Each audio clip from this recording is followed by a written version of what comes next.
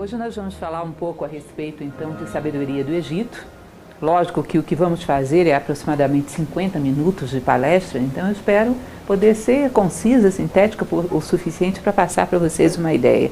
Falarmos das leis herméticas em 50 minutos é qualquer coisa como um prodígio, né? Porque é um assunto para se falar a vida inteira.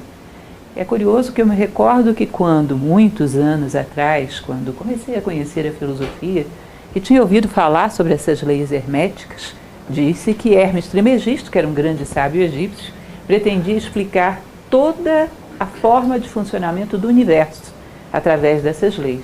Honestamente, eu imaginei que fosse uma enciclopédia, porque todo o funcionamento do universo, e na verdade são 7 frases muito pequenas.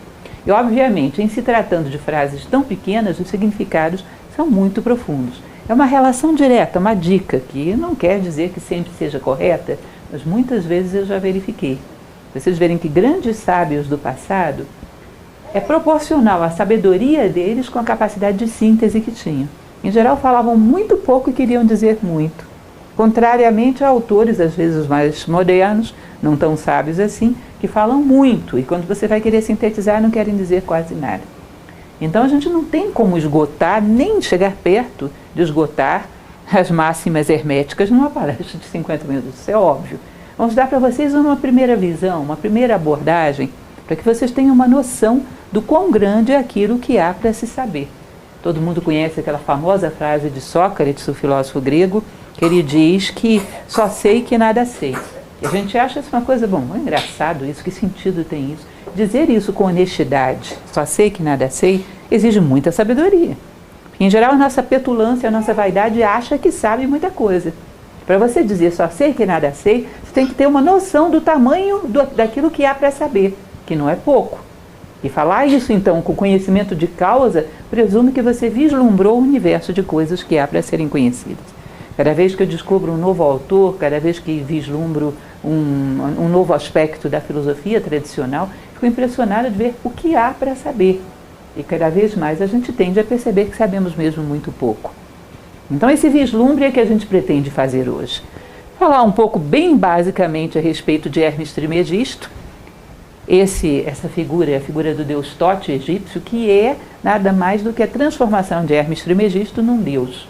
Isso é muito comum em várias tradições, que um ser que foi muito impactante, muito especial, seja depois incluído no seu panteão. A Índia, aliás, é engraçado isso, porque a Índia e o Egito guardam uma certa semelhança no fato de que são civilizações repletas de deuses, onde tudo é sagrado. E há muito no meio de todas essas divindades seres que estão intermediários entre os deuses e os homens, que são seres humanos, mas já de alto grau. Os rishis indianos são assim também. Rishis são seres humanos quase que divinos, ou seja, eles vislumbram dentro do seu panteão uma continuidade do homem até Deus. Então nós vamos conhecer um pouco a respeito desse Hermes Trismegisto. Muito pouco mesmo, porque se vocês forem olhar do ponto de vista histórico hoje, a maioria dos historiadores acreditam que ele nem tenha existido. Que esse nome talvez tenha sido um nome genérico para vários sacerdotes, vários hierofantes, vários sábios. Eu acredito que o nome seja genérico, porque isso é muito comum. Vocês vão ver, para todo lado acontece isso. O nome não pertence a um único personagem, é uma série deles. Mas nem por isso deixa de acreditar que ele existiu. Por uma coisa muito simples, por um princípio ocidental, nosso, cristão, muito simples, que para mim me mostra isso de forma muito clara. Pelas vossas obras vos conhecerei. É um impacto histórico muito grande para ter saído do nada. Para alguém deixar algo que impactou tanto a história da humanidade, da forma como Hermes Trismegisto deixou, tem que ser alguém de uma estatura muito grande. Grandes revoluções históricas não nascem de ninguém, do nada, de compilação de opiniões. O homem é do tamanho do rastro que ele deixa no mundo. Então é muito difícil alguém me dizer que tantas obras fantásticas, Lao Tse é outro que se questiona, tantas obras fantásticas, por exemplo, no Lao Tse, o taoísmo saiu do nada. O Tao Te Ching saiu do nada. Não, tem que ter sido um homem do tamanho daquela obra. Porque qualquer homem não conceberia algo tão complexo e tão delicado e tão profundo. Então, particularmente do ponto de vista da filosofia, as duas coisas não se excluem. Deve ter tido um monte de Hermes Trismegistos, porque é um nome genérico. Trismegisto significa aquele 3 vezes iniciado, 3 vezes sábio. mas também deve ter havido um, que foi o grande mestre. Hoje a gente fala a respeito de uma coisa que está muito fechada, que ela está hermeticamente fechada. Curiosamente, esse nome veio dos mistérios herméticos, porque ele era tão cuidadoso com o seu conhecimento, se diz que só passava estritamente o conhecimento àquelas pessoas que tivessem uma base moral sólida para portá-lo. Esse é o tipo da coisa que hoje fica complicado para a gente, na nossa vaidade, um pouco intelectual, entender. Parece que é restrição do conhecimento. Platão já falava sobre isso, que é melhor a ignorância absoluta do que o conhecimento em mãos inadequadas. O conhecimento exige uma base moral que garanta para que você vai usá-lo. A tradição hermética tem uma frase que é muito famosa, que diz que os lábios da sabedoria só se abrem aos ouvidos do entendimento. Então é um conhecimento transmitido realmente de boca a ouvido, de mestre a discípulo. Esse Hermes Trismegisto, a gente não pode nem falar a respeito de data, porque como se não se chega a um acordo nem se ele existiu, que dirá data. Agora existe um fato curioso que se comentava muito na época do Renascimento. Para quem conhece algumas catedrais renascentistas italianas, vocês vão perceber que de vez em quando aparece a figura de Hermes Trismegisto dentro dessas catedrais. Aliás, às vezes até antes, porque havia uma relação muito grande entre a alquimia medieval e o hermetismo. E normalmente os construtores de catedral eram alquimistas. É a chamada arquitetura real, arquitetura sagrada, eram alquimistas. E todos eles prezavam muito a figura de Hermes Trismegisto. Então eu mesmo pesquisando já achei umas 3 gravuras de vitrais de catedrais cristãs com a figura de Hermes Trismegisto. E uma delas, particularmente, que fica na Itália, dele dialogando com Moisés. Não sei exatamente em que fonte se baseou isso, mas diziam que ele teria sido mestre de Moisés. Se isso tem algum fundamento, eu não saberia dizer, mas a datação aproximada que se dá a Moisés é 1250 anos antes de Cristo. Então, se existiu um personagem, que creio que existiu, talvez tenha sido por aí, 1250 anos antes de Cristo. É uma curiosidade, porque se vocês imaginarem, na época, durante todo esse período, os próprios egípcios não tinham obra de Hermes Trismegisto nenhuma. Isso foi reservado e parece que passado de maneira muito secreta. Até que quando começa a entrar o período cristão, o iniciozinho ali da transição da Idade Média, começa, sabe-se lá por que cargas d'água, a aparecer algo da tradição hermética. Sobretudo 2 coisas que nós vamos ver, que é um conjunto de textos herméticos, que é chamado de corpos herméticos, que começou a circular muito secretamente pela Europa lá pelo século I, II. Curioso, né? Onde é que estava isso? Se vocês considerarem 1250 até 100 e poucos depois de Cristo, o que são isso? 14 séculos? E mais tardiamente ainda, um material que nós vamos ver já, que é a chamada Tábua de Esmeralda, que essa começou a ser conhecida lá pelo século VII, 600 e alguma coisa. Então é interessante, gente. Vou contar para vocês uma coisa que acho que muitos já devem ter ouvido falar sobre isso. Os alquimistas medievais eram hermetistas. Sabe aquela história que a gente vê, que às vezes até ficou retratada um pouco na literatura infantil, deu origem um pouco ao imaginário sobre o mago Merlin, que são aqueles magos com aqueles chapéus pontudos, cheios de estrelas, e naqueles laboratórios estranhos, querendo transformar chumbo em ouro? Aquilo é uma imagem que provavelmente foi criada pelos próprios alquimistas. Para quê? Para fugir da Inquisição. Ajuda, Renata? Quer colocar uma aqui? Por quê? Motivos óbvios. Transformar chumbo em ouro não lhe dava fogueira. A ambição era uma coisa perfeitamente aceitável. Agora, a busca da sabedoria egípcia era imperdoável. Então o hermetismo tinha que ser escondido sob uma aparência de estudos, digamos assim, científicos, físicos, que não tinham grande problema, não enfrentavam grande resistência. Então vocês vão ver que o chumbo que eles queriam transformar em ouro era o chumbo da ignorância no ouro da sabedoria. Para quem conhece um pouco, inclusive eu tenho uma palestra sobre isso, se tiverem curiosidade, no YouTube. Vocês devem saber que as nossas palestras existem todas gratuitas no YouTube. Eu tenho uma palestra sobre alquimia medieval, que gosto muito desse assunto. Vocês vão ver que eles eram todos fundamentados em hermetismo. Eram hermetistas. E esse conhecimento começa a florescer, então, na Europa, aí pelo início da Idade Média. E estoura na época do Renascimento. Basílio Ficino, imaginem vocês que ousadia. Dos primeiros livros que ele traduz é exatamente o Corpus Hermeticum. Ele traz à tona e dá conhecimento a esse corpus hermético. Era muito ousado. A chamada Academia Platônica de Florença, além de platônica, era hermetista também. Então há aí muito daquilo que foi trazido de Constantinopla, Bizâncio, que vocês sabem que houve esse contato muito forte aí na época em que houve a invasão dos turco-otomanos. Muito que veio de lá era hermetismo. Porque aquilo que havia sido esquecido no Ocidente, no Oriente Médio, continuava vivo. Então houve várias fontes que trouxeram à tona, do própria alquimia, do próprio contato com o Oriente Médio, o hermetismo egípcio. Nós podemos dizer que o Kybalion é um extrato das duas coisas, de corpus hermético e sobretudo de tábua de esmeralda, muito de tábua de esmeralda, que é um texto bem pequenininho, onde se extraiu, se sintetizou as 7 leis fundamentais de organização do universo. É bem ambicioso, né? 7 leis fundamentais de organização, sabe de quê? De tudo que você possa imaginar. Hermes Trismegisto diz, com essas 7 leis conhecerás tudo o que pode ser conhecido. Óbvio que aí deve haver várias chaves. Helena Blavatsky, que é uma pensadora brilhante do século XIX, ela dizia, um mito legítimo tem pelo menos 7 portas, 7 chaves.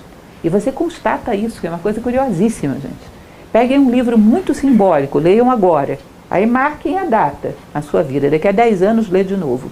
Se você, nesse ínterim, cresceu como ser humano, daqui a 10 anos vai te parecer que é outro livro. Recomendo, inclusive, guardar o mesmo exemplar, para você não achar que está lendo outra tradução, porque aquele que você leu não tinha isso. Tinha, está lá marcado por você. Porque é impressionante como abrimos portas fora, quando abrimos portas dentro. Quanto mais dentro, mais fora. Isso é um princípio bastante curioso e que se verifica de fato. Né? Então, esse é o nosso amigo. Isso é uma escultura já bem tardia, ninguém faz a mínima ideia de como era Hermes Trismegisto. A escultura já da era cristã, essa já é uma réplica, era cristã não, isso é anterior, é 5 séculos antes de Cristo, mas é uma réplica do que teria sido alguma lembrança remota de Hermes Trismegisto. Aqui nós temos também uma réplica da Tábua de Esmeralda, onde se colocam frases muito enigmáticas e algumas das máximas do Kybalion estão aí. Como eu falei para vocês, no corpus hermético, e também se diz que o livro dos mortos egípcio teria sido feito com uma profunda influência de Hermes Trismegisto. Agora vamos entender o que é livro dos mortos egípcios, que nem esse nome não tinha, diga-se de passagem. Livro da saída da alma à luz, o livro da oculta morada, não era um livro, era um conjunto de conhecimentos e preceitos mais transmitidos pela tradição oral, que diziam o que acontece com o homem após desencarnar. Agora, os egípcios tinham uma visão que nós podemos tê-la também, porque continua muito atual, de que o maior mal do homem é o esquecimento. Então eles diziam, não adianta a gente conhecer tudo isso, quando chegar próximo da morte vamos esquecer tudo. Então cada vez que uma pessoa tinha necessidade de relembrar, queria garantir que não esqueceria, mandava escrever o seu livro dos mortos. Então vocês vão ver que o que a gente conhece, quando você pega a edição do Livro dos Mortos, que por sinal tem uma bela introdução de Carl Jung, que gostava muito desse livro, o Livro dos Mortos, ele tem uma série de vinhetas que são uma compilação de vários papiros que foram encontrados em múmias, em geral de escribas, de Anne, de Nu, de um monte de gente. Isso foi compilado, as histórias são parecidas, similares, mas não é um livro. É uma compilação desses papiros que foram encontrados junto ao peito de vários desses escribas mumificados. Tá? Você mandava escrever o seu livro dos mortos, para garantir que você não esqueceria. O que você tinha que relembrar antes de chegar diante do peso do coração do morto, que era o Aduate, o que você tinha que falar na sua confissão negativa, o que você tinha que implorar ao seu coração. Aqueles que queiram, ali na entrada, inclusive a gente tem um pedaço de um desses papiros, que é aquela imagem maravilhosa do peso do coração do morto. E depois, quando se chegava diante de Osíris, Ísis e Néfites, os 72 juízes do Amente, enfim, uma história complexa com muitos detalhes. E depois disso, o que acontecia para quem reencarnava, para quem não reencarnava. Então isso era um lembrete que cada um reescrevia para si. Porque o Livro dos Mortos mesmo, como tradição, assim como a história de Ísis, Osíris e Horus, tudo isso era tradição oral. Era compilado eventualmente em paredes de templos e em papiros de pessoas particulares que não queriam esquecer disso. certo? Agora diz que quem organizou os mistérios no Egito foi Hermes Trismegisto. Então essa é a tradição oral. Você deve ter ouvido falar, por exemplo, fazendo ponte com a Índia, que os Vedas, sobretudo o Rig, só foram ter redação em cerca do sexto século antes de Cristo. Isso era algo que tinha que ser memorizado pelos brahmanes. Em geral, quando há preocupação de escrever um livro sagrado, é exatamente porque as pessoas estão com medo de esquecer, já não confiam tanto assim na sua memória, tem medo de distorcer os conhecimentos. Então é melhor reduzi-los a algo escrito do que esquecer tudo. Porque livros sagrados em épocas áureas dessas civilizações era uma profanação escrever, era uma redução. A palavra nunca consegue refletir tudo. E olha que estamos falando de uma linguagem muito mais rica do que a nossa. As línguas hoje são muito pobres. Aí era uma linguagem, o hieroglifo era uma linguagem muito rica que podia expressar muita coisa que já não podemos mais. Mas ainda assim se considerava uma redução. Tá? Bom, então, continuando, aqui um pouco daquilo que a gente chama da passagem ao longo da história do sincretismo religioso. Imaginem vocês, Hermes Trismegisto, um homem, um grande sábio, um hierofante, um sacerdote, daquilo que se chamava dos mistérios, das iniciações egípcias. Não se preocupem que já já eu vou explicar um pouco essa ideia da iniciação. E a representação que foi feita dele depois da morte, que é um íbis, exatamente esse aspecto do bico fino que é capaz de se introduzir num formigueiro e escolher a formiga que ele quer, a capacidade do discernimento. Inteligência vem de intelegere, escolher dentre, discernir, separar o bom grão, como se diz popularmente. Esse discernimento, essa inteligência, ele é o escriba dos deuses, seria aquele que anotaria as leis divinas para os homens, e sempre a representação dos deuses muito parecida, né? Com a chave Anki na mão, aquele bastão, que é o bastão de Anubis, ou Ash, que é o que enxerga na escuridão, para que ele pudesse descer aos homens e transmitir o conhecimento. Então isso foi a representação de Hermes Trismegisto como um deus. Dentro da tradição egípcia fazia todo o sentido. Agora pensem que interessante, esse Deus, esse escriba, esse senhor do conhecimento, que transmite as leis do céu para a terra, os gregos tinham grande consideração por ele. Os gregos tinham grande consideração pelo Egito. Vocês sabem que Platão andou pelo Egito, um grande filósofo tinha que ter passado pelo Egito. Era uma questão fundamental. Mas os gregos sabiam que se eles colocassem uma deidade com essa aparência, para os gregos não significaria nada. Porque a mentalidade de um grego é muito mais racional do que o egípcio, que é muito mais intuitivo.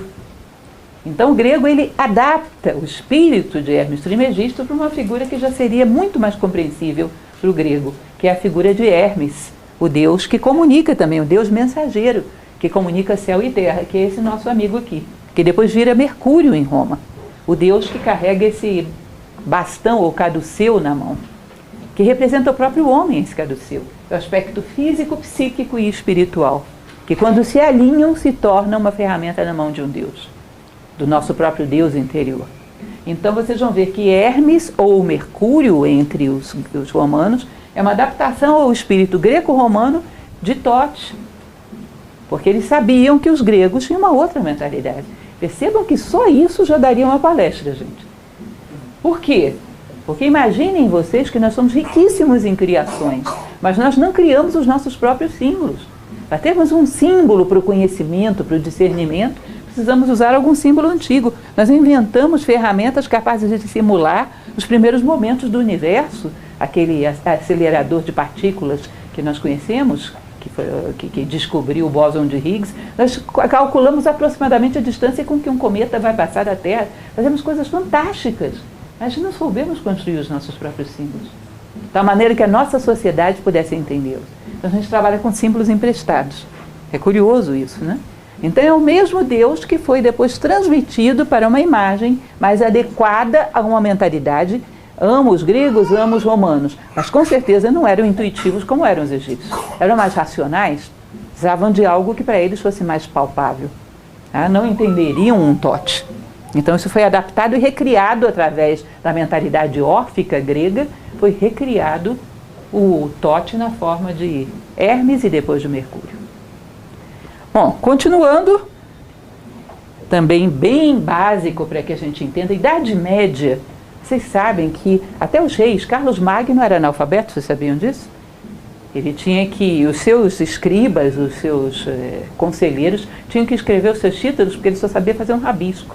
Se até um rei, aliás, talvez o maior rei que houve na Idade Média, porque a Idade Média praticamente não teve reis, não sabia nem escrever o seu nome. Imaginem vocês, a plebe, os servos de gleba.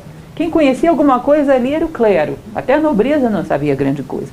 Então não sabiam quase nada mais sobre o Egito, mas sabiam que o Egito tinha mistérios.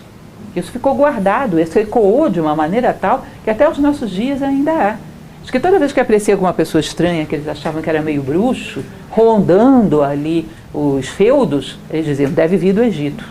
Ou seja, eu não sei nada, mas eu sei que aquele pessoal tem alguma coisa estranha. Ou seja, isso ecoou a tal ponto que chega aos nossos dias. Hoje, quando você quer passar alguma ideia de que alguma coisa é meio esotérica, eu costumo brincar com os meus alunos que nós somos hoje tão superficiais que não entendemos realmente o que é esotérico. Nós temos o esquizotérico. Então, você quer fazer aquela lojinha que parece assim meio exótica, você vai lançar a mão de quem? De Índia e de Egito. Vai encher de adereços egípcios e vai colocar uma raga indiana tocando lá dentro. Né? Aqueles semitons enlouquecedores que eles usam. Enfim. Porque a gente não sabe nada, mas sabe que a coisa ali era meio diferente. Eles tinham mistérios. Tá? E isso perdurou ao longo da história e ainda está presente nos nossos dias. Vocês imaginarem como é que uma civilização projeta uma imagem desse tamanho ao longo da história. Tá? Que tamanho devem ter sido? No Cairo eles dizem, o homem teme o tempo, mas o tempo teme as pirâmides.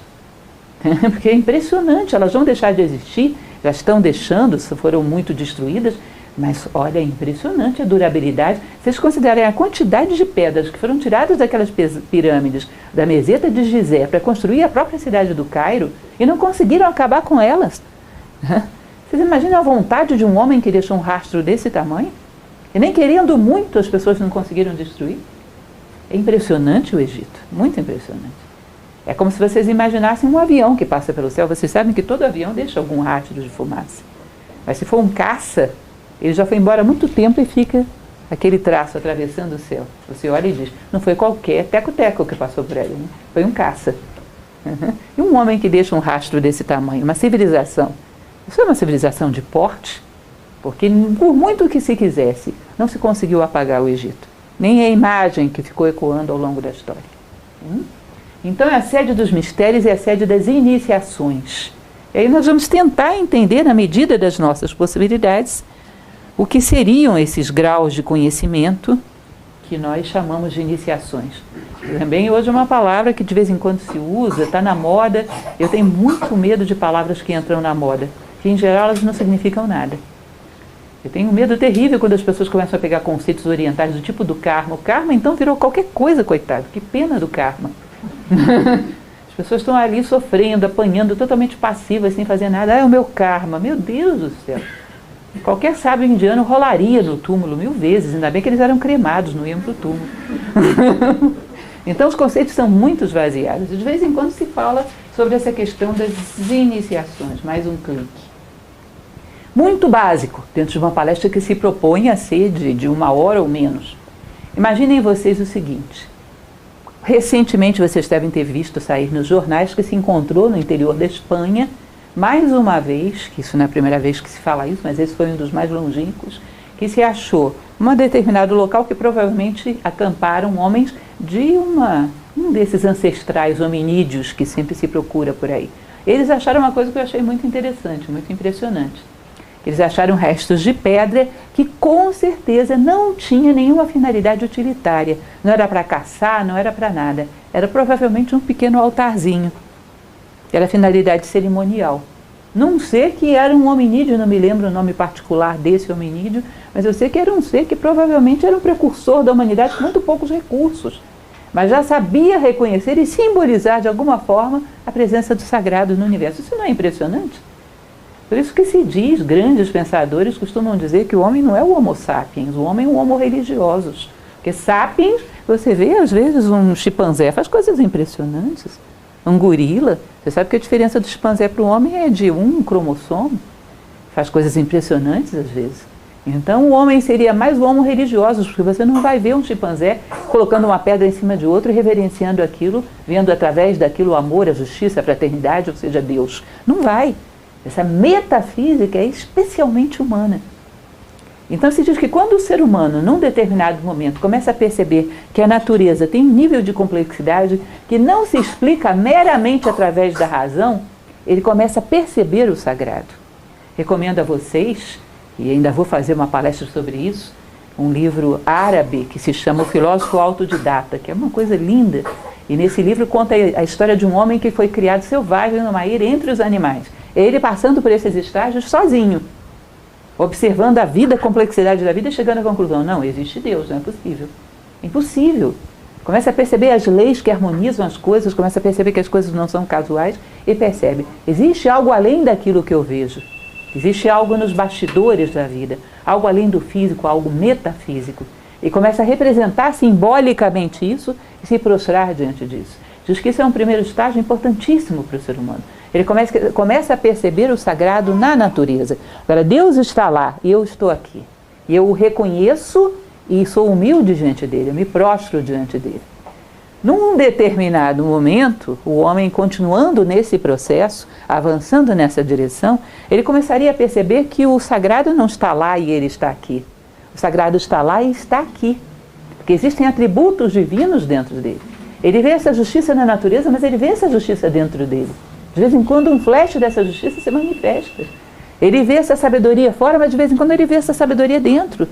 Ele às vezes se surpreende de ver a beleza das ideias que ele é capaz de ter, a beleza dos atos de amor, a beleza dos atos de fraternidade. Em determinado momento ele começa a perceber, bom, se eu conhecer profundamente a mim mesmo, eu posso entender um pouco de Deus? Homem, conhece-te a ti mesmo e conhecerás o universo e os deuses. Delfos na Grécia, né? Isso é um estágio filosófico, onde já não há mais a busca do sagrado apenas fora, há também dentro. A busca do autoconhecimento, o homem como um microcosmos, como dizia Platão. Essa busca do autoconhecimento, o humanismo próprio da filosofia, já é um estágio um pouco diferente. E num determinado momento, aqueles homens muito especiais e muito raros na humanidade, isso dizem os egípcios, vejam bem, sou uma filósofa, não estou aqui para fazer afirmações de verdades absolutas, mas os egípcios acreditavam que alguns desses homens muito especiais, num determinado momento, já não era mais Deus lá e eu aqui, não era mais Deus lá e Deus aqui. Não havia mais lá e aqui. O homem se fundia com o todo, conscientemente. Ele podia estar no mundo, mas ele se percebia como uma célula da divindade. Ele podia estar no mundo, mas ele se percebia como um dígito de Deus. Superava aquilo que no Tibete eles chamam de heresia da separatividade. Eu gosto muito de uma imagem indiana, que é a imagem do Sutratma, que eles dizem que todos os seres são como contas de um colar. E passa um único fio por dentro de todos eles, que é o divino, é o sagrado. E quando você percebe a tua essência, percebe que é a mesma essência do universo. E supera a separatividade. Isso era iniciações, é algo muito difícil. Porque o homem se sente uma gota d'água penetrando no oceano. É uma consciência dele como uma célula de um ser muito maior. E isso é uma revolução de consciência, muito além do que um homem comum poderia alcançar. Mas diz que através da superação, ao longo de uma trajetória muito grande da filosofia, num determinado momento o homem chegaria à sabedoria. Isso gera um sistema tipo mosteiros, sistemas iniciáticos, era uma aceleração da evolução humana enorme, mas com uma única razão, para se comprometer a guiar a humanidade. A única causa tinha que ser a fraternidade, renúncia a qualquer interesse pessoal. Então vocês percebem que não era um sistema para qualquer um. Mas se diz que havia alguns homens que alcançavam esse grau e chegavam de fato à sabedoria plena. Esses eram os mestres iniciados. E Hermes Trismegisto teria sido um desses. Agora, cá entre nós, Grécia herdou isso. Eleusis era um centro iniciático. Samotrácia, que influenciou até Roma, era um centro iniciático. Se diz que Filipe, pai de Alexandre Magno, e Olímpia, sua mãe, se conheceram dentro de Samotrácia, o mistério dos Cabiros. Ou seja, isso houve em vários lugares. Na Índia nem se fala. Essas chamadas escolas iniciáticas perduraram aí na história até que num determinado momento não havia mais, digamos, ambiente histórico para isso. Para quem gosta, por exemplo, de Christian Jacques, que é um romancista histórico de muito nível, eu gosto muito das coisas dele, tem um dos seus livros que ele fala sobre Philae, que é o último dos templos egípcios, a última das escolas iniciáticas egípcias que foram fechadas. Quando já não havia mais como o Egito resistir a tantos invasores, a tanta decadência histórica. Então chega um determinado momento que fecha mesmo, some. Mas Em certas civilizações isso era público. Na Grécia todo mundo sabia onde ficava Eleusis, todo mundo sabia onde ficava Abidoso no Egito. Mas quando chega a um nível de materialismo muito grande, o conhecimento tem que ser reservado, para que a ambição humana não o profane. Porque o conhecimento, quando é demais, colocado na mão de um homem muito imaturo, é como uma faca na mão de uma criança. Só pode causar danos a ele próprio. Então se reserva o conhecimento. Então isso era uma estrutura, e é uma coisa interessante, que vocês vão ver que no Egito não havia nenhuma palavra particular, podem procurar, vocês não vê nenhuma palavra particular para se referir à palavra religião. Sabe por quê? Não havia um setor da tua vida que era religião. Tudo era. Você vê isso na cultura, você vê nos hábitos do dia a dia, você vê na agricultura, tudo era uma forma de se religar ao divino. Religio, se aproximar dessa unidade, desse ser sagrado. Então não havia nenhuma fronteira. Ah, isso é cultura, isso é economia, isso... Não, tudo era sagrado. Toda a vida no Egito era sacralizada. Tebas, que era uma cidade muito curiosa, né, que havia de um lado a cidade dos vivos, do outro lado a cidade dos mortos, onde havia as tumbas dos grandes reis, dos grandes personagens da história. Era uma honra nascer, viver e morrer em Tebas. Quando uma pessoa cometia um determinado crime, pior do que ser condenado à morte era ser expulso de Tebas. Que morrer em Tebas garantia que a tua vida seria sacralizada. Feliz dos que nascem em Tebas, felizes daqueles que morrem em Tebas. Felizes os que nascem, felizes os que morrem. Ou seja, era uma honra, porque tudo em Tebas era sacralizado. É preferível morrer lá do que ser expulso. Então isso é um pouco da mentalidade egípcia, dificílima da gente entender. Isso já era difícil para entender para os gregos, imagina para a gente. Já não era mais tempo.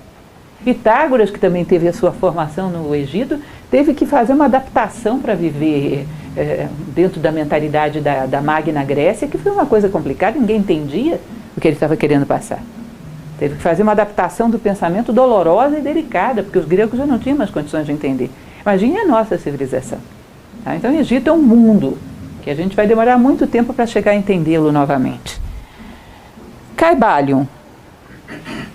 Como eu falava para vocês, o Caibalion é um apanhado, um conjunto de máximas que foram extraídas, tanto de corpus hermético, um corpus significa uma coleção, conjunto de textos herméticos, quanto da Tábua de Esmeralda. Redigidos da forma como a gente conhece, ele foi publicado em 1908, anonimamente, diga-se de passagem.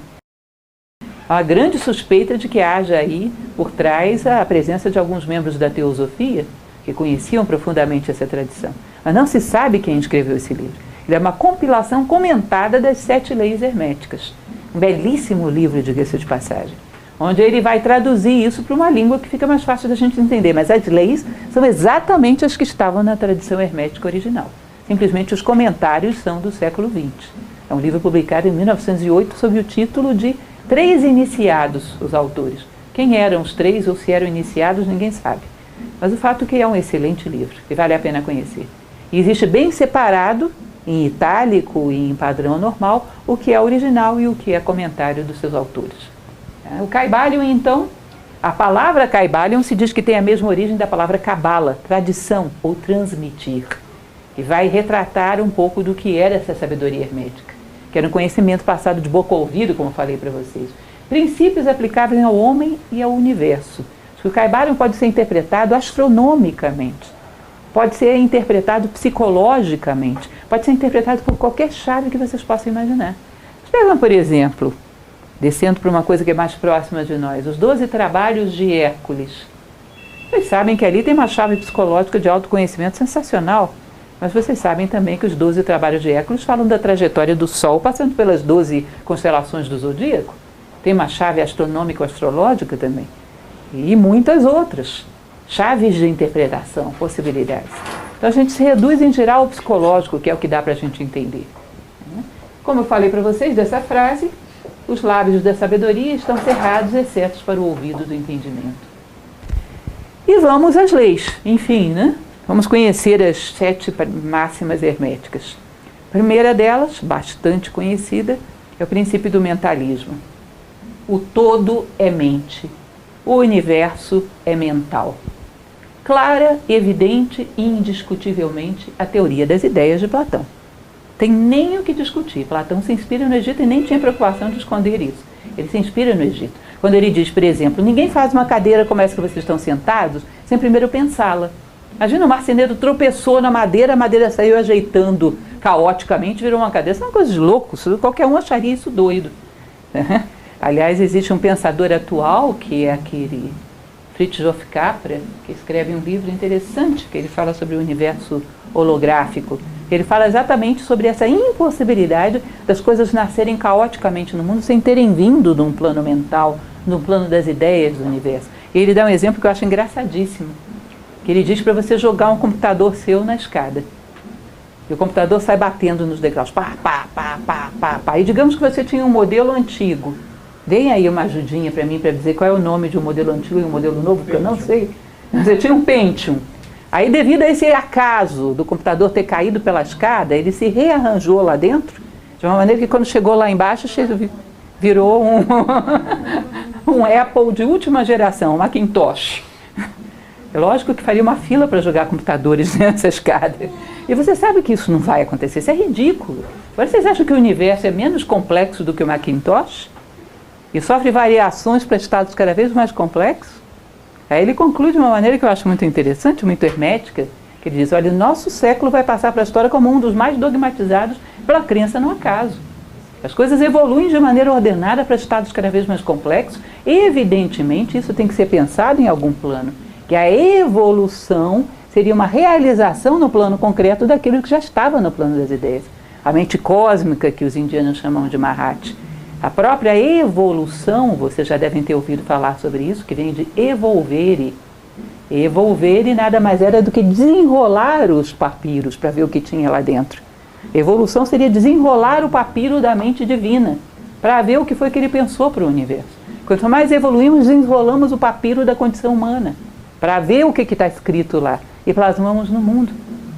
Então, na verdade, tudo viria desse plano mental. E se projetaria no mundo. E evoluir seria correr atrás desse arquétipo, desse modelo que está no plano das ideias desde o início do tempo. O modelo da condição humana existiria, ainda que não houvesse um único homem no mundo. A ideia do homem existiria. E ela se realiza à medida que o homem vai fazendo ponte entre o céu e a terra. Essa é a ideia do pontífice, do sacerdote, a cabeça no céu e os pés na terra. Ele capta essas ideias e começa a realizá-las em si mesmo. E começa o processo da evolução. E se ele evolui, tudo à sua volta evolui também. Porque as suas obras acompanham o seu porte, a sua estatura, o seu tamanho como ser humano. Se não evolui o homem, não adianta, não vai evoluir nada. As coisas vão se tornar utilitariamente mais modernas, mas não profundamente mais conhecidas. A gente vai ter mais know-how, saber como, mas não vamos saber por quê. Então essa é a ideia do mentalismo, continuando um pouquinho mais com ele. O próprio universo seria uma criação da mente do todo. Fica essa discussão enorme que hoje existe dentro da astronomia, né? O universo está em processo de expansão, num determinado momento ele vai parar de expandir, vai condensar ou não vai continuar expandindo indefinidamente. Tudo estava naquele horizonte, aquela singularidade inicial, aí veio o Big Bang, né, que na verdade hoje não é mais Big Bang, é Big Inflation. O universo foi inflando dentro de um certo prazo de tempo e expandiu e continua expandindo, depois ele vai encolher de novo. Bom, se você pegar a década pitagórica, Pitágoras é lembrado, por exemplo, na Índia, como Yavanacharya, passou pela Índia, é lembrado no Egito. Pitágoras diz que tudo sai do zero e vai para o 1, e depois tudo volta para o 1 e volta para o zero, que é o número 10. Ou seja, as coisas expandem, depois contraem. É o pulsar do coração do cosmos. E isso é interessante porque isso é uma das coisas mais profundas que tem, por exemplo, dentro da tradição indiana. Dizer que o que mais se assemelha ao universo em nós é o nosso coração, com sístoles e diástoles. Expande e contrai, expande e contrai. E o universo seria assim. Não é curioso, não é interessante? Então o universo teria a sua proposta, a sua ideia no plano das ideias, na mente divina, desde antes de se manifestar uma única molécula, um único átomo. Compreensão desse princípio habilita o indivíduo a abarcar prontamente as leis do universo mental e aplicar o mesmo princípio para a sua felicidade e seu adiantamento. Como seria isso? Dentro da filosofia prática, vida interior é controle da mente. O que significa isso de forma prática?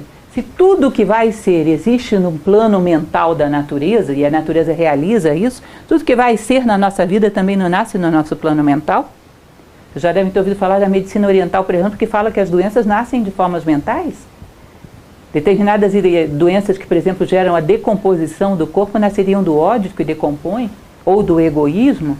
Problemas cardíacos talvez nascessem de determinados rancores, ressentimentos. Ou seja, a medicina indiana, por exemplo, fala constantemente disso. Ou seja, os nossos padrões mentais, se você os alimenta, vai haver uma brecha de oportunidade onde eles vão gerar fatos na tua vida. E se você não quer que esses fatos se precipitem, mude os seus padrões mentais. Não acredite que aquilo que gera consequências são só atos físicos.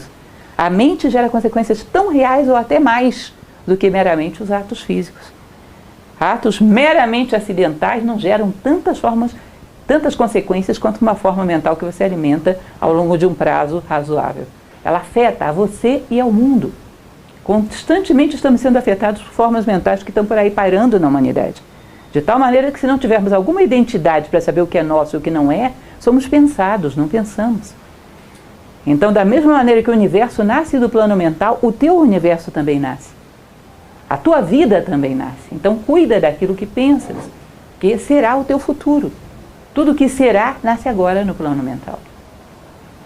Esse é o primeiro princípio hermético. Imaginem em quantas dimensões, eu estou simplificando, mas em quantas dimensões poderia ser aplicado isso. O segundo princípio é o princípio da correspondência. Esse é uma constante, você encontra essa lei manifestada em tudo quanto é tradição que você possa imaginar. E diz o seguinte: o que está acima é como o que está abaixo, e o que está abaixo é como o que está acima. Segundo a tradição hermética, não é idêntico, mas é similar, é correspondente simbolicamente. O que há no micro e o que há no macro. O universo tem correspondências em todos os planos. É interessante isso. Lembram desse bastão, que é o bastão do deus Mercúrio, que nós vimos lá no início?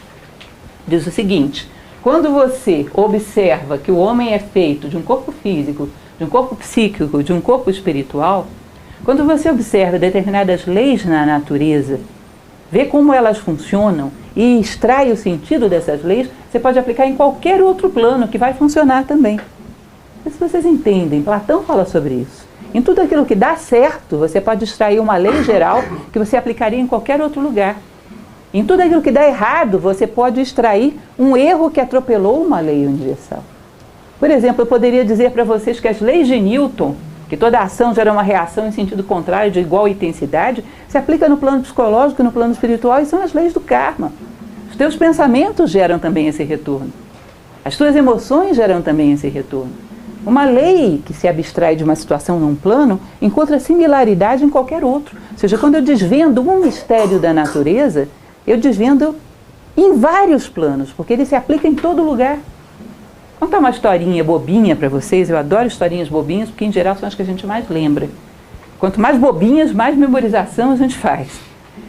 Nós somos voluntários, vocês sabem, em Nova Acrópole, e a maior parte das sedes que são nossas, nós trabalhamos na construção delas. Nós temos uma sede ali no Lago Norte, que trabalhamos desde a fundação dela, desde cavar as fundações. Quando chegou aquela parte de trabalhar nas paredes, de fazer o reboco das paredes, nós tínhamos 2 ou 3 pedreiros que ficavam trabalhando e rindo da gente, assim, alternadamente, mais rindo do que trabalhando às vezes, e nós em volta, um grupo grande de voluntários imitando o que eles estavam fazendo. Reboco de parede é uma coisa iniciática, gente, vocês sabem disso. Você joga aquela massa na parede, puf, ela cai inteirinha no chão e é um negócio impossível de grudar. E o pedreiro vai lá, puf, gruda. E aquilo foi uma grande dificuldade, um grande trauma na minha vida, que eu ainda estou fazendo psicanálise freudiana para curar disso. Eu olhava o pedreiro, ele ria de mim, jogava aquela parede e ficava. Eu jogava, puf, pof, puf, pof, puf, pof. Até que uma hora eu concentrei, fiquei olhando para ele. Vi a distância que ele ficava da parede, quantidade de massa naquela pá. A força que ele colocava. Memorizei tudo, guardei tudo, anotei tudo, fui lá, distância, quantidade de massa, impulso, distância da parede, tudo, puf, não é que grudou? Olha, eu brindei com champanhe e nem fui fazer outro trabalho, evidentemente, porque eu não tinha jeito para aquilo. Mas vocês percebem que uma situação como essa, um pedreiro será sempre eternamente melhor do que eu para rebocar a parede. Mas isso aí me ensinou coisas para um monte de setores da minha vida. Por exemplo, uma vez estava conversando com uma pessoa que estava com um problema emocional e estava muito descontrolada.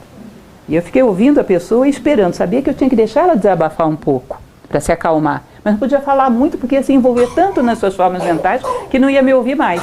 Então tinha que ser o momento certo para interferir. Tinha que falar algo que mudasse o seu ciclo mental, mas não tanto que a chocasse. Era uma parte da verdade, não podia ser tanta assim. E nem tão pouca, porque senão não tinha efeito nenhum. Não podia falar com dureza, porque ela se magoaria, mas tinha que falar com firmeza, senão não teria credibilidade. Então eu achei a quantidade certa, a intensidade certa, a hora certa. Puf, grudou. Vocês percebem que daí eu posso abstrair coisas para toda a minha vida. Quem é filósofo pode, pega uma lei, numa situação simples. Vocês percebem que nós, aquilo que nós chamamos de técnicos, de conhecedores na sociedade atual, conhecem uma única aplicação para aquela que eles foram formados tecnicamente. Mas não conhecem o princípio universal a partir daquilo que lhes permite viver melhor a partir disso. Isso é de filósofos. O pedreiro sempre rebocará a parede melhor do que eu.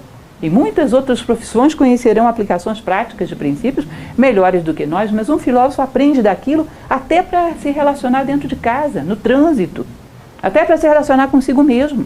Ele extrai leis que uma situação são capazes de relacionar. Vocês sabem que a inteligência é a arte das relações. O homem inteligente relaciona. Nós somos exclusivistas, especialistas. Perdemos a capacidade de relacionar. Inteligência é um atributo muito raro no nosso momento histórico, porque exige prática, exige treino. A inteligência é a grande arte das relações. Você aprende profundamente algo, serve para tudo na sua vida. E isso é o princípio da correspondência. Vejam só, falei para vocês que ele é muito recorrente. Se vocês pegam, por exemplo,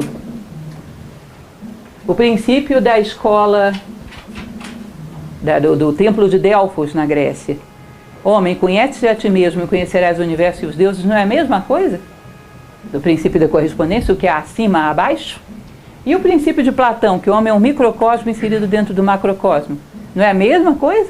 E se você pegar, por exemplo, o princípio bíblico de que Deus fez o homem à sua imagem e semelhança, a mesma coisa. Eu costumo falar do princípio cabalista, que também é interessante, que o nome de Deus, Yahvé, representa, se você coloca na vertical, cabeça, tronco e membros do homem. Ou seja, o homem é o nome de Deus projetado no espaço-tempo. Vocês percebem que é a mesma ideia replicada para tudo quanto é canto? É impossível que tantos povos tenham feito um complô para enganar a gente.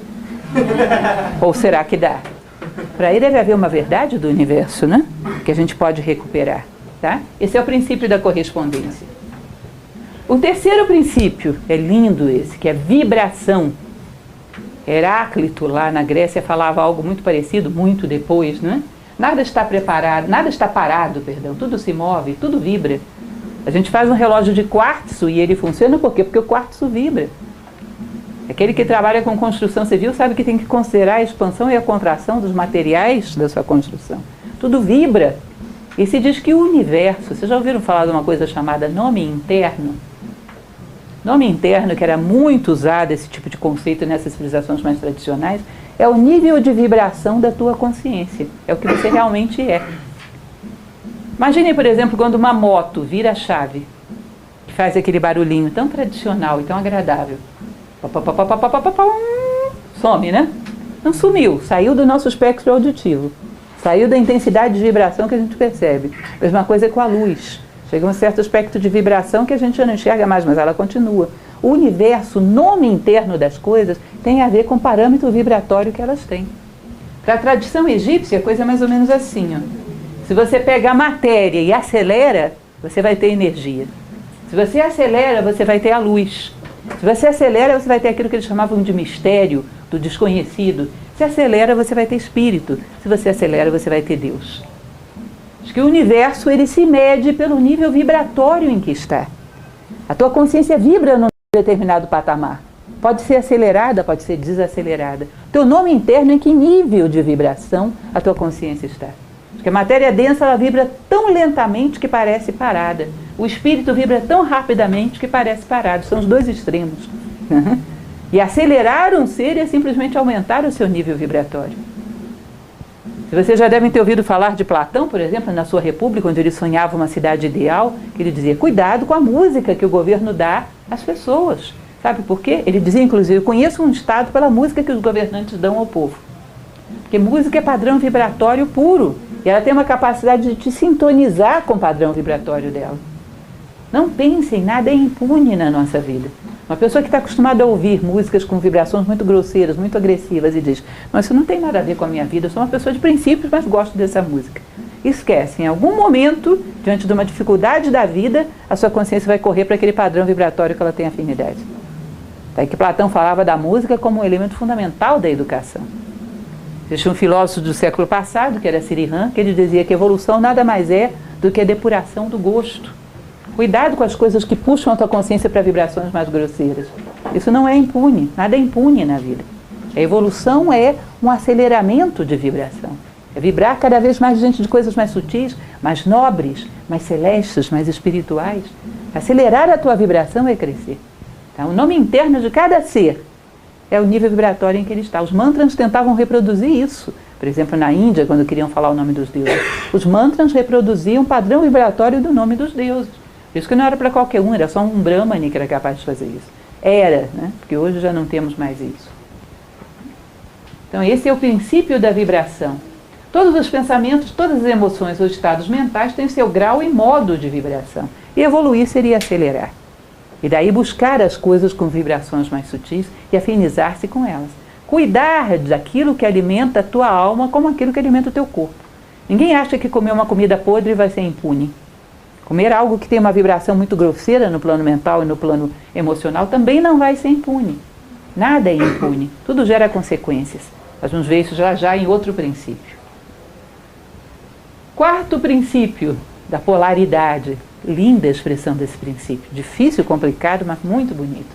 Tudo é duplo. Tudo tem dois polos. Tudo tem seu par de opostos. O semelhante e o dissemelhante são uma só coisa.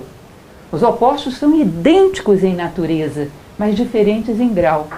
Os extremos se tocam. Todas as verdades são meias verdades. Todos os paradoxos podem ser reconciliados.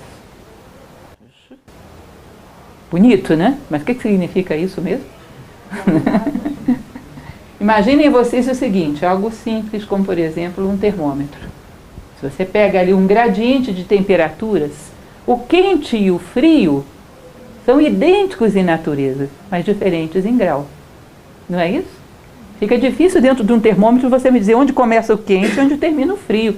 Tem que pegar um parâmetro, é o quê? A temperatura do ser humano? Então 36,5 é o ideal, para cá é quente, para cá é frio. Porque assim, olhando o gradiente de temperatura como um todo, não tem quente nem frio.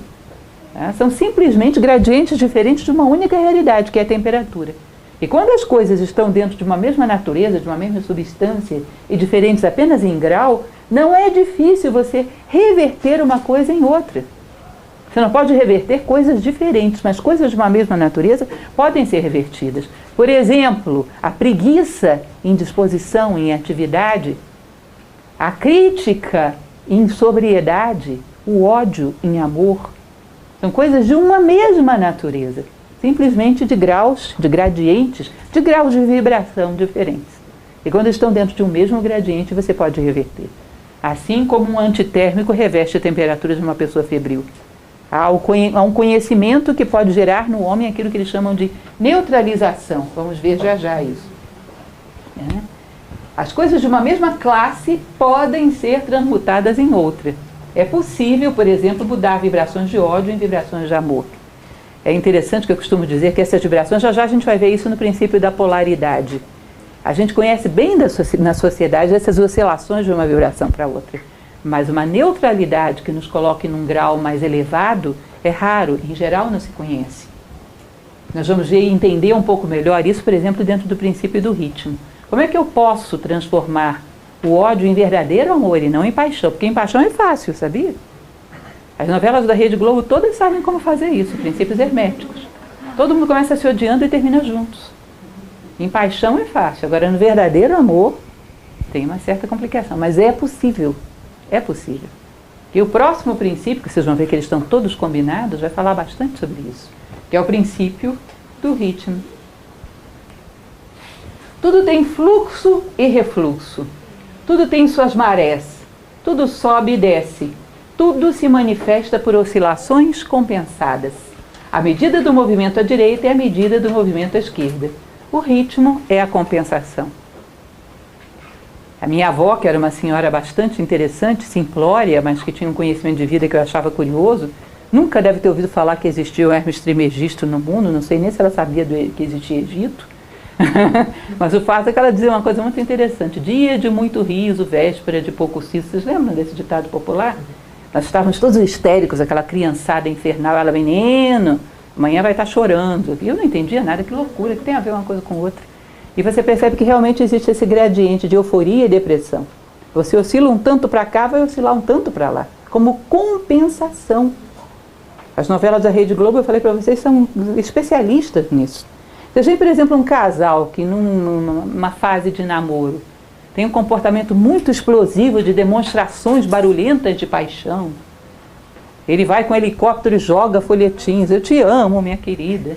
Esse gradiente de euforia pode se tornar um gradiente, por exemplo, de agressão, de rejeição dentro do casamento. Dificilmente você vai encontrar um casal que foi muito sereno e que depois se estapeie. Serenidade é um gradiente de desvio pequeno. O desvio, por outro lado, tende a ser pequeno. As coisas se compensam, é uma lei matemática da natureza, né? Então, esse princípio do ritmo vai dizer que é muito parecido com as leis de Newton, né? Igual intensidade, mas em sentido contrário. Os desvios tendem a se compensar. Então, a questão do homem que tem ódio não seria gerar uma paixão. Porque a paixão, depois da manhã, deve virar ódio de novo. Vocês já perceberam que às vezes as pessoas, quando brincam, quando riem, que as brincadeiras são meio vulgares, que geram uma certa euforia, você sente que no final fica uma sensação de amargura? No final da festa você já está com um amargo na boca? É a contraparte, é o princípio da polaridade. A próxima vez que você sentir isso, pode dizer: Hermes Trismegisto. Todo mundo vai te olhar e vai dizer: quem é Hermes Trismegisto? Você vai ter entendido uma parte desse mistério. As polaridades se compensam. Então, para você superar o ódio, não é paixão, é amor. Mas o amor não pode estar aqui no meio do caminho. Sabe por quê? Se você puxa o pêndulo para o meio do caminho... Olha aqui, um pêndulo caiu aqui para mim confirmar. O pêndulo no meio do caminho, ele continua muito, digamos assim, vulnerável. Vai voltar a vibrar. Você tem que ir ao fiel da balança, que não vibra. Você tem que se elevar. Para desenvolver verdadeiro amor, que não vibra, você tem que ir acima. Forma um triângulo. Muito parecido com aquilo que vocês montam no Natal, na casa de vocês, no presépio. Que de um lado tem o burrinho, que representa a inércia, e do outro lado o boi ou o touro, que representa a paixão, e lá em cima da manjedoura, o Cristo, né? O equilíbrio, a serenidade. Ou seja, o equilíbrio se conquista num outro patamar, é puxado para cima. E isso aí eles vão chamar de princípio da neutralidade, que é um subprincípio dentro do ritmo. O ritmo é inexorável, mas podemos encontrar um ponto de estabilidade que nos tire dessas variações. Se vocês acreditam que houve homens que amaram verdadeiramente a humanidade, para quem é cristão, Cristo, para quem é budista, acredita no Buda, enfim, tantos seres que entraram para a história da humanidade, se esses homens amaram a humanidade, que é provável, como é que o amor deles se manifestava? Não era sereno, sóbrio e duradouro? Não era um amor lá de cima, do fiel da balança? Ou você já viu algum grande mestre de sabedoria: eu te amo, humanidade, jogando folhetim de helicóptero? É sóbrio, duradouro, profundo, garante a si mesmo, não sofre oscilações, não se contradiz, ou seja, vai para o fiel da balança. Não há como acabar com as oscilações, mas podemos minimizar as suas influências sobre nós, que é a neutralização. Nós vamos já ver como é que é isso. O princípio da compensação, sem excessos. Esses dois rapazinhos aqui mostram isso. Um rapazinho e uma mocinha, né? Estão brigando pelo ursinho de pelúcia. Aí você vai lá e tenta conciliar a briga. Como é que você vai conciliar essa briga se você também deseja o ursinho de pelúcia para você? Vai ser uma terceira pessoa brigando pelo ursinho de pelúcia, você não vai conciliar. Mas se você superou os teus desejos, superou essa necessidade de experiência, se você é um adulto maduro e equilibrado, você subiu um degrau, você neutralizou os desejos desse patamar. E agora pode harmonizar lá embaixo. Entendem essa ideia? Ou seja, eu já não desejo mais o ursinho, eu superei essa experiência. Então a minha consciência pulou para o próximo degrau. Eu posso harmonizar as oscilações lá de baixo. Se eu superei. Agora, se toda a minha necessidade de experiência está nesse patamar, se eu sou uma criança, eu não vou harmonizar esse conflito. Eu vou ser uma terceira força brigando pelo ursinho. Isso é o princípio da neutralização. Só tem uma forma de você neutralizar os conflitos de um patamar. Porque esses conflitos, essa oscilação faz parte da lei. Você não pode cancelar a lei. Mas você pode se colocar num outro patamar, para já não ser mais atingido por aquela lei naquele patamar. Vai haver outras leis aqui, então você vai cada vez mais subindo e neutralizando até que nenhum desejo te atinja, até chegar à sabedoria. A neutralização significa crescer para dominar os fatores que estão te atingindo nesse patamar. Passar por um outro patamar de consciência. Neutralização já não há mais aqui nada que eu deseje. Então essa superação de um determinado patamar de experiência te faz poder conciliar esses conflitos. É uma ocasião, nós tínhamos um professor, faleceu há coisa de uns 5 anos atrás, que trouxe Nova Acrópole para o Brasil, o professor Michel Echenique. Ele dizia uma coisa muito interessante, que a natureza, a geografia terrestre tem cumes e vales. Mas lá em cima existe um sol, que pelo menos para o nosso ponto de vista está constante. Ele não está oscilando, ele está paradinho lá, observando a geografia terrestre. E a tua consciência tem algo de solar e tem algo de terrestre. Se você se identifica com a Terra, não tem jeito, você vai ficar subindo e descendo, vai ter cumes e vales. Mas se você se identifica com aquilo que em você é solar, o teu corpo vai continuar subindo e descendo e você já não identifica mais. Sabe aquela pessoa que acorda de manhã e diz, olha, o meu corpo hoje está estourado, mas eu estou bem. Minha psique hoje está doida, mas eu estou bem. Ou seja, lá embaixo. E quando você não dá muita atenção a essas vibrações, você vai tornando elas mais suaves. Como criança. Já viram criança quando dá birra e você olha para ela? Piora ou melhora? Muito! Aí é que o escândalo fica feio. Você faz de canto que não está ouvindo, ela vai serenando, não tem eficiência, não tem eficácia, não está resolvendo. Então você identifica acima e aqui embaixo vai serenando as oscilações. Agora vamos para o 6º princípio. Causa e efeito. Causa e efeito é tipicamente a lei do karma. Tá? Que de uma certa maneira tem a ver com a polaridade que a gente acabou de ver também. Lei do karma, que para a Índia é mais ou menos definida nos mesmos termos, e diz o seguinte, toda causa tem seu efeito, todo efeito tem a sua causa.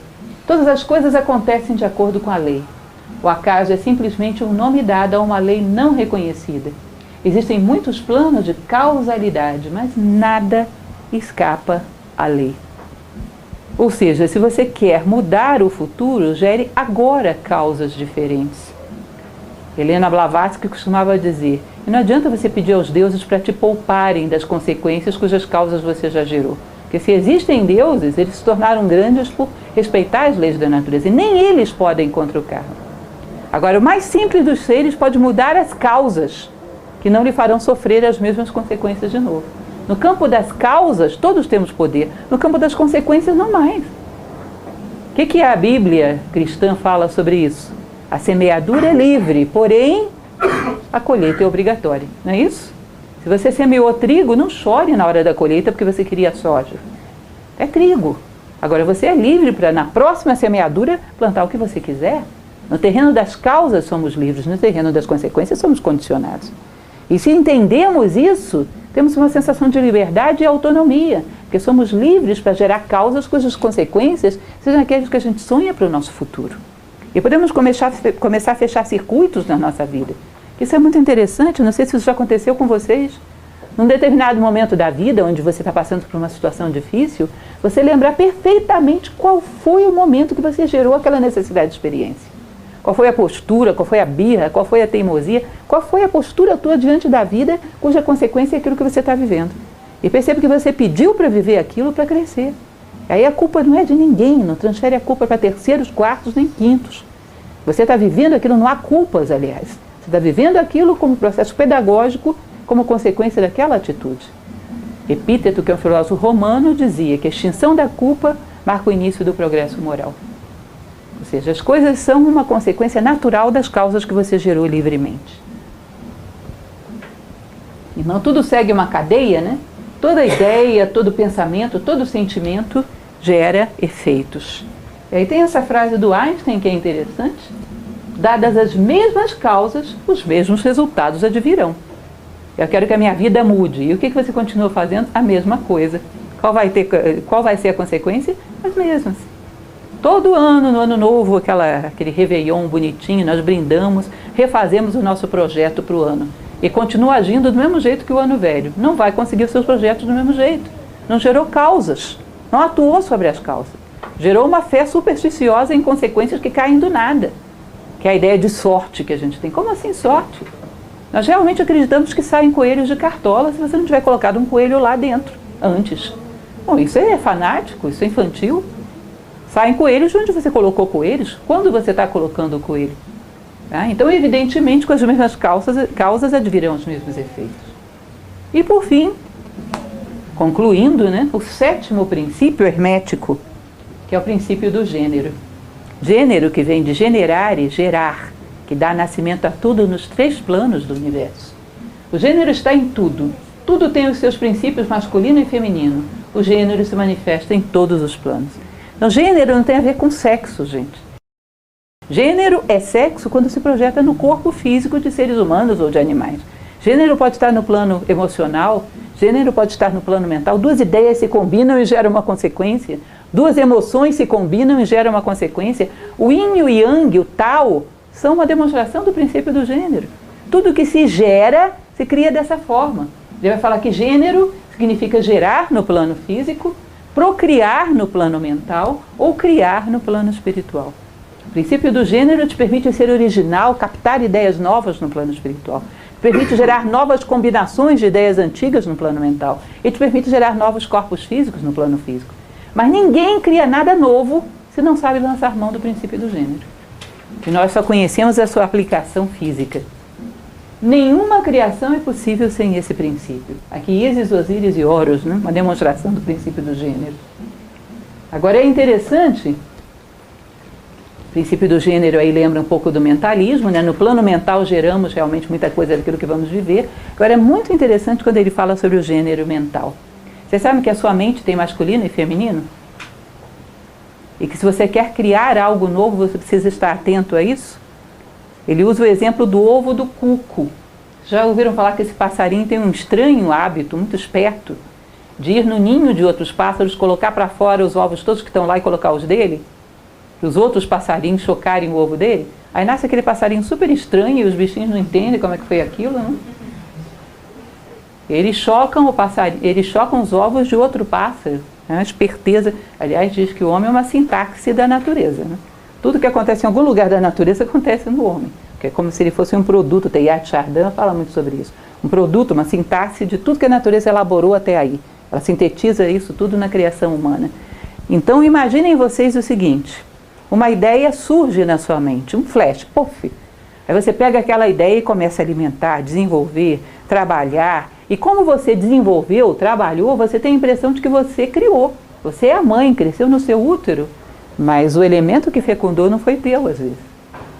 Às vezes foi uma ideia do inconsciente coletivo, às vezes foi uma manipulação de alguém. Muito sutilmente chega em você e joga uma ideiazinha desse tamaninho.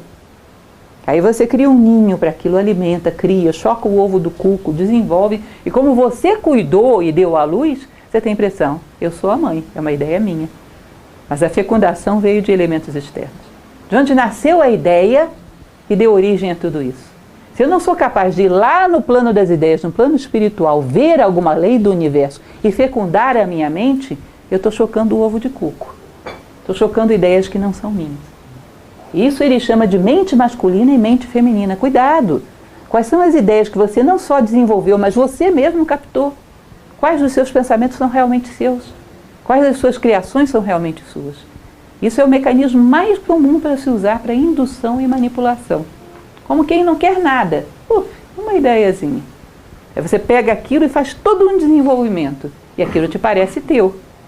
Mas no fundo você desenvolveu um ovo de um outro pássaro, de um cuco.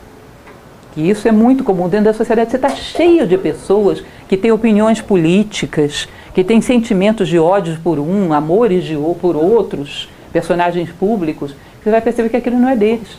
Eles não têm nenhuma razão para ter aquilo. Não pensam daquela forma, não tem nenhuma reflexão própria que gerou aquilo. Desenvolveram um pensamento que foi insuflado pelo coletivo. Vocês percebem? Quão pouco das nossas ideias são nossas? Quão pouco dos nossos sentimentos são nossos?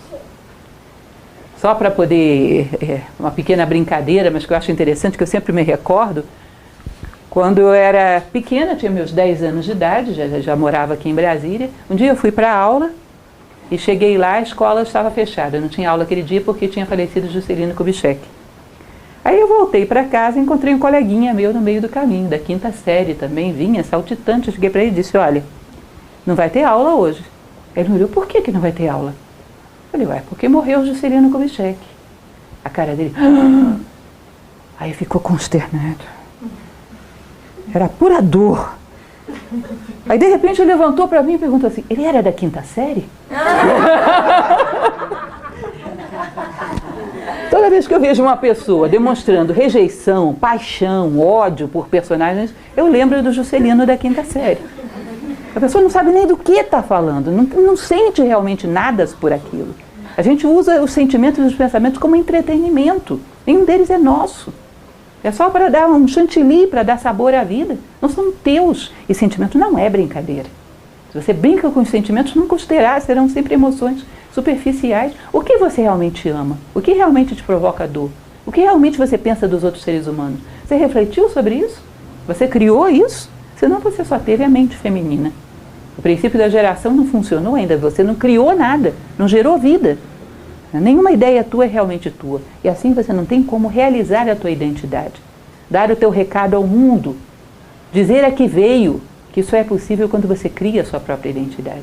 Fecunda a sua própria mente. Entendem essa ideia? Isso para mim ficou como um ícone. Sentimentos e pensamentos coletivos são o Juscelino da 5ª série.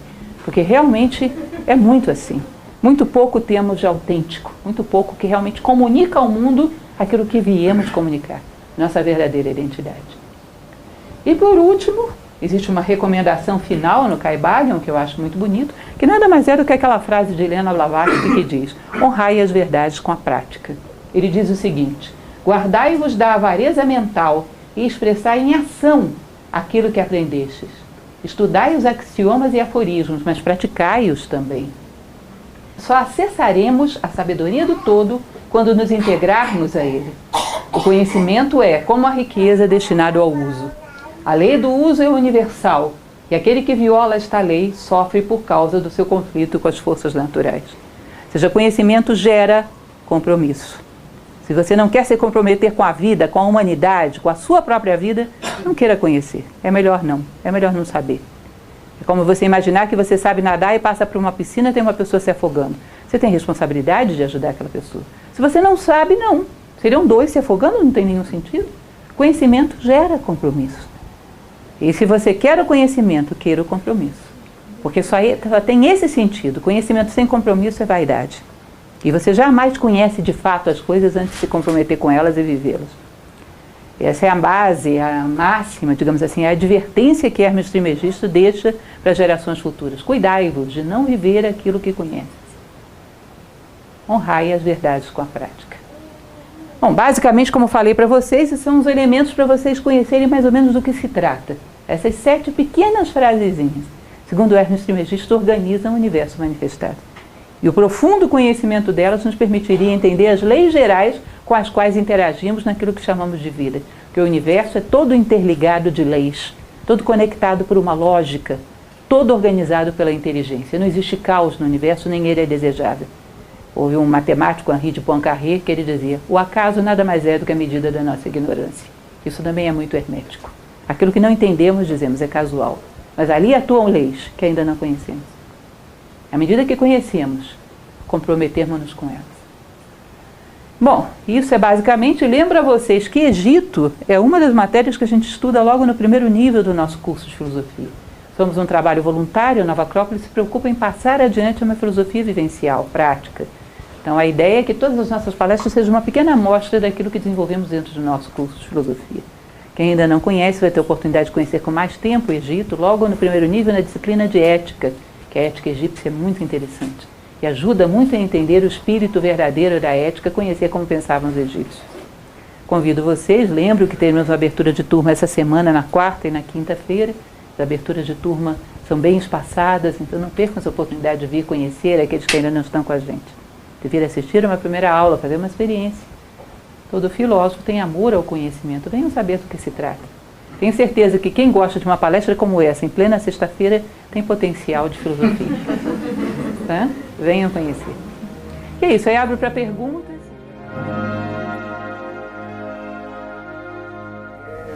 Você falou assim, em relação a questão das, por exemplo, determinadas debilidades, assim, eu fiquei pensando, existem coisas que muitas vezes prostram a gente, e também a atenção que a gente dá a isso, então, aquela lá, o exemplo da criança, né, brigando, se você entrar no mesmo nível dela, você vai entrar ali e puxar o ursinho também.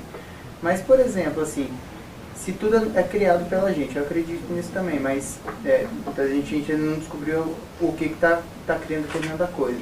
Mas, por exemplo, se eu sou afetado por uma enxaqueca, por exemplo, e aquilo me prostra, e eu fico com dificuldade de sair daquilo, é porque eu estou dando atenção demais àquilo ou não, sabe? Eu estou dando um exemplo bem físico, assim, bem... Mas, assim, em relação a qualquer outra coisa, né? Que está te prostrando. Cada caso é um caso. Quando você tem um mal físico, como, por exemplo, uma enxaqueca, que é uma dor intensa, durante a enxaqueca não tem muito o que filosofar. É realmente se cuidar. Mas saindo dela, fora do ciclo da enxaqueca, você pode tentar entender quais são os gatilhos que te levam a determinadas formas mentais que desenvolvem os sintomas. Eu conheço várias pessoas que têm enxaqueca e que algumas já chegaram a essa conclusão. Determinadas formas mentais, determinadas emoções são gatilho da enxaqueca. Eu aprendi a lidar com isso. Quando começa a aproximar isso, eu desvio a atenção. Porque se acreditamos que a maior parte dos males físicos tem uma origem psicológica, isso até a ciência hoje já sabe, os males psicossomáticos, podemos às vezes nos poupar de muitas coisas e às vezes contornar coisas desagradáveis sem recorrer a medicamentos. A medicina ayurvédica na Índia é especialista nisso, né? E aí, no nível psíquico, mais ainda. Essas formas emocionais surgem toda vez que cruzo com tal obstáculo. Porque eu não sei lidar com esse obstáculo e a resposta sempre é essa. No meio da crise é sobreviver. Se você está colérico, você não vai fazer filosofia. Mas amanhã, quando a cólera passa, pensa por que esse objeto te provoca cólera. E aprende a ter uma resposta mais adequada àquilo. Começar a buscar os gatilhos, porque na verdade você diz, eu não sei porque vivemos certas coisas. Segundo o hermetismo é muito simples, vivemos certas coisas porque precisamos vivê-las para crescer. Você chamou esses acontecimentos da sua vida. Porque vivendo você pode crescer, esses acontecimentos são uma representação externa de algo que você precisa ver dentro. Se faz essa síntese, muitas vezes supera. Foi a medicina, né, de Serafes, depois de Asclépios na Grécia. Todos dormiam no templo de Serafes e sonhavam com as causas do seu mal. Porque se você não vai às causas, não adianta atuar sobre os efeitos. Aquelas causas vão perfurar em outro lugar e vão gerar outro mal. Porque elas precisam se manifestar. Você ia perguntar algo? O nome do autor e o título do livro árabe? Ah, sim. Ele é chamado em português de Abentofail, Ibn Tufail, que se chama O Filósofo Autodidata. Historinha curiosa. De como o homem chega ao nível de mística de ver a Deus partindo da observação da natureza. É claro que não é tão simples quanto mostra o livro, né? Aquilo que ele mostra numa vida é uma coisa um pouco longa, mas o processo é muito inteligente. Mostra que é possível e é da natureza do homem, através dos acontecimentos, chegar ao mais alto grau de consciência que um ser humano pode chegar. É um belo livro, bem interessante. Eu gosto de citar essas obras para vocês perceberem que a filosofia, o amor à sabedoria, esteve com o homem em todos os tempos, em todos os locais. Isso é um livro árabe do século XII. Muito, muito bonito. Pode falar. Sobre essa questão do gênero, você falou da mente feminina e masculina, mas como claro também essa relação com sentimentos e pensamentos não autênticos, o que seria o feminino? Pensamentos e sentimentos não autênticos é aquilo que teve alguém e colocou a semente lá. A semente não é tua. Você trabalhou para o desenvolvimento dela, adubou, fertilizou, e quando nasce a planta se diz, é meu filho, não é. Quem colocou a sementinha lá não foi você. O masculino é a sementinha, tanto do plano mental quanto do plano astral. É sementinha. E o feminino é o útero que desenvolve, dá vida, alimenta, dá à luz aquilo. Quem foi que pôs a sementinha ali? Às vezes uma pessoa passa por você minutos, ela consegue te infiltrar um sentimento ruim, um pensamento negativo. Depois você passa ali 2, 3 dias elaborando aquilo e não percebe que partiu daquela fagulha. Às vezes é uma pequena crítica, uma maldadezinha, né? Você viu tal coisa? Pronto, não fala mais nada, só você viu tal coisa. E você passa uma semana com raiva. Já viram isso? Sementinha. E fui eu, não foi você. Você só alimentou. A semente não é tua. Existem teóricos que dizem que a nossa civilização está passando de um modelo neurótico de relacionamento no psicótico, quando a lei depende do prisma de quem vê. O que você acha disso? Eu acho que é bem provável, porque nós vivemos uma tendência à relativização de tudo. Hoje é muito difícil você falar, por exemplo, de certas coisas dessas sem que haja uma pessoa ou outra que diga isso eram só os egípcios que pensavam assim, isso é relativo, isso para mim não vale. O desconhecimento de leis gerais, de princípios gerais e tudo interpretado através de uma subjetividade torna impossível que o ser humano aprenda do passado. Então nós aprendemos o passado para construir aviões, para construir automóveis, para construir prédios, para construir homens, não. Achamos que podemos fazer sozinhos. E que aquilo que é bom para o Hermes Trismegisto não é bom para mim, tudo é relativo. Eu comentava com os meus alunos, um dia desses aqui mesmo no Lago, que eu comentava que uma vez uma pessoa foi numa palestra minha, onde eu falava das virtudes do herói, e dizia, olha, essas virtudes são muito relativas. Até a lei da gravidade é relativa perto de um buraco negro. Eu acredito, mas eu não sou um buraco negro, eu sou um ser humano. A lei da gravidade é muito absoluta para mim, se eu me atirar pela janela, eu vou ver. Então, homens é o que sois, como dizia Chaplin. Então, como homens, há leis que para nós são gerais. Da mesma maneira que os princípios da aerodinâmica para uma nave, para um automóvel, os princípios herméticos para um ser humano. Esses princípios que ajudam a construir o homem. Jung tem uma frase muito interessante que ele fala sobre isso. Que é mais fácil você partir do zero e construir uma nave que te leve à lua, do que partir do zero e construir um conhecimento que te leve ao interior de si mesmo. Excessiva relativização dos valores humanos, todo mundo quer aprender tudo. A consertar um televisor, você vai fazer um curso técnico. A construir um aparelho, você vai a um curso superior. Mas para construir a sua própria vida, um menino de 12 anos acha que sabe e não aceita palpites de ninguém. Não é assim? E tudo é relativo. É muito complicado, muito complexo você construir alguma construção humana, porque todo ser humano vai ter que começar do zero. É como se você todos os dias amanhecesse com uma amnésia e tivesse que construir a sua vida no prazo de um dia, sem considerar tudo que você viveu anteriormente. É como se as nossas gerações fossem assim. Amanhecessem todas com amnésia e começassem sempre do zero. Lidamos com certos elementos que talvez já haja uma experiência de vida aí que poderia ser herdada. E nós começamos sempre do zero, com uma animalidade, com uma brutalidade que já éramos para ter considerado, não é? E continuamos sempre no mesmo ponto. Tá? Isso é um fato. Nós vamos quase que passando por uma sociedade esquizofrênica. Tudo gira à volta de si próprio e todas as coisas são feitas para atingi-lo particularmente. Tudo tem a ver com o pessoal. Tudo é pessoal. Nada é universal. Não somos capazes de ver nada que se refere à humanidade como um todo. Tudo é pessoal. Isso é uma excentricidade. É como se fosse o princípio da polaridade, a perda do centro. Uma excentricidade que vai se tornando cada vez, o pêndulo vai vibrando tanto que perde o contato com o centro. É um tipo de patologia quase que coletiva no nosso mundo. Você vê isso como arquitetado por uma entidade, alguma coisa assim? Não, eu vejo necessidade de experiência dos seres humanos. Vão ter que sofrer um pouquinho. Nietzsche, num livro chamado A Genealogia da Moral, ele diz que a natureza só tem duas maneiras de fazer você aprender alguma coisa. Ou através da reflexão, que você pode, mas se você não quer, através da dor. A dor é uma forma de gravar com ferro e fogo as verdades da natureza que você não quer ver. Necessidade de experiências do ser humano escreve a história. Você precisa viver um materialismo muito grosseiro, vai ter que vivê-lo, como é que a gente vai evitar? Aquelas pessoas que são um pouco mais maduras, às vezes, percebem isso em relação aos filhos. A mãe chega com uma filha numa festa, a filha nem entrou ainda na festa, ela olha, minha filha vai se interessar por aquele rapazinho ali, e vai se dar mal. Ela nem saiu do carro. Percebe o conhecimento da natureza humana que é previsível as cabeçadas, entre aspas, que vai ter que dar. Imagine um sábio olhando para a humanidade deve dizer isso. E com esses gostos, com esse egoísmo, porque egoísmo é um negócio que torna o homem muito previsível. É que nem o cachorrinho correndo atrás do rabo. Egoísmo torna o homem previsível. Ele vai correr através de benefícios pessoais. Até a personalidade se dissolver, ele vai correr atrás de benefícios pessoais. Enquanto não esgotar isso, não passar para um outro patamar de interesse, não neutralizar, não passar para um outro degrau, é mais ou menos previsível que vamos viver. É uma lei da natureza humana para evoluir. Depende de quando cada um de nós vai querer desenrolar esse papiro. O interessante disso é que regride e depois progride é uma coisa assim que não tem muita lógica. Né? É entre aspas. Você tem que perceber que não podemos ser nem pessimistas nem otimistas. Né? Imagina uma grande senoide. Tchum, tchum, tchum. Se você pegar o ponto mais baixo agora e o ponto mais baixo lá atrás, parece que subiu um pouquinho. Mas o problema é que a gente está no ponto baixo. Agora, cuidado para vocês não considerarem que tudo, sei lá, o Egito teve sábios maravilhosos. Vocês acham que todo mundo que estava vivendo no Egito era sábio? A Grécia teve Sócrates e Platão, vocês acham que todo mundo era Sócrates e Platão? Se fosse assim, não teriam matado Sócrates. Então, quando a gente conhece um pouco da história, percebe que havia um nível de barbárie que, medianamente, a gente cresceu um pouquinho. Só que o processo de crescimento é lento. Você cresce depressa? Eu cresço? Ninguém cresce.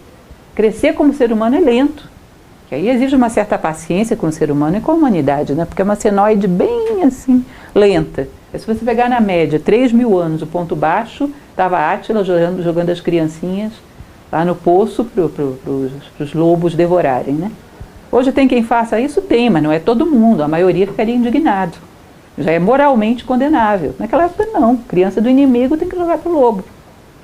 Não tinha, como média, a humanidade não se escandalizaria com isso. Mas é um pouquinho assim, ó. A mesma velocidade que crescemos nós. Mas não podemos abrir mão de crescer.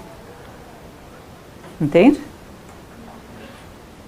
É bom de vez em quando você pega bons romancistas históricos, o próprio Christian Jacques é assim, Steven Pressfield, ele tem um livro muito bonito, que chama Tempos de Guerra, que ele conta como era a Grécia no tempo de Sócrates. Gente, era dureza. Não pensa que todo mundo era sábio na Grécia? Tinha sábios, mas não eram tantos assim. Já passamos por momentos muito duros. É que considerar isso e ter uma certa lucidez, nem tanto ao mar, nem tanto à terra. Progredimos, mas um pouquinho assim, é lento. É muito difícil pensar assim, né? Porque as coisas acabam cegando os nossos olhos. Tanta barbaridade, tanta crueldade, a gente acaba vendo que só o lado lamentável da humanidade. Com certeza, porque até a nossa indignação já é um sintoma positivo. Não devem ter sido tantos assim que se indignaram com Sócrates tomando a cicuta. Hoje você tem uma boa quantidade de humanidade indignada com o Estado Islâmico, por exemplo. É assim, ó. Temos que ter paciência com nós mesmos e com a humanidade. Acreditar na humanidade, acreditar em nós mesmos e não deixar de trabalhar. Porque para isso viemos. Isso é nosso sentido na Terra. Trabalhar para a nossa evolução e a evolução da humanidade. Perder a esperança no ser humano é o pior que pode acontecer ao homem. Não tem chance. Não cresce nem ajuda ninguém a crescer. Então, o pessimismo é uma falácia, tem que ter cuidado com isso. Mais alguma dúvida, gente? Eu fiquei pensando, assim, depois que você falou sobre o primeiro princípio, que, não sei, ele parece ser o principal e eu fiquei imaginando se ele é mais forte do que os outros, que é o do mentalismo. Na verdade, de uma certa maneira, você tem razão. Tudo pode ser compactado dentro do mentalismo. É porque eu fiquei pensando, se eu tenho, por exemplo, a causa e o efeito. Eu tenho a causa, mas eu consigo antever a consequência. E aí, através do mental, eu consigo mudar a consequência porque eu já antevi ela. Então, seria ele mais forte, assim, do que todos os outros e, na verdade, engloba já tudo.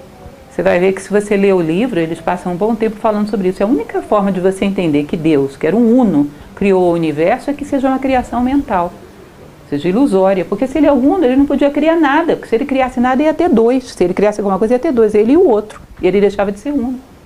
A única forma que ele pode criar alguma coisa é criar como forma mental dentro da mente dele. Que aí as formas mentais aparecem que nem as coisas do mundo.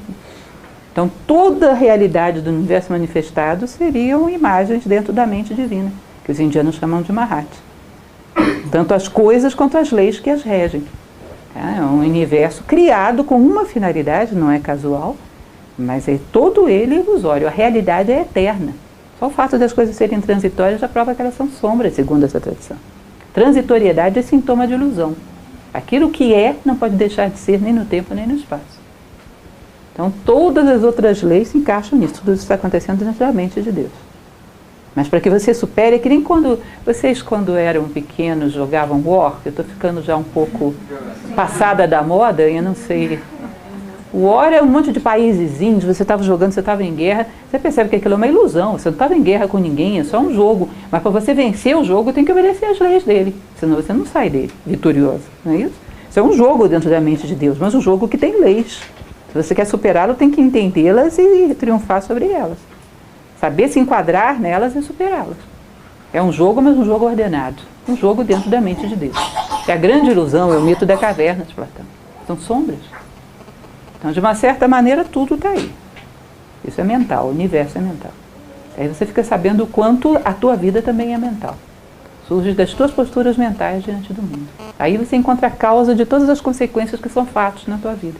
em formas mentais que você teve em determinados momentos que chamaram a necessidade daquela experiência. Leiam um livro, vocês vão gostar. É muito interessante. Dos melhores livros que já li. O Caibalion. Sensacional. Perto do que ela falou, assim, que eu percebi, é que todas essas leis, na verdade, nenhuma funcionaria sem a outra, como se as 7 fossem Isso. uma coisa só, né? Estão todas encaixadas e misturadas. Você viu que é difícil até você explicar o ritmo sem explicar a polaridade. E, enfim, elas estão todas amarradas e a polaridade vai gerar causa e efeito. Elas estão todas amarradas. E tudo encaixado dentro da mente de Deus.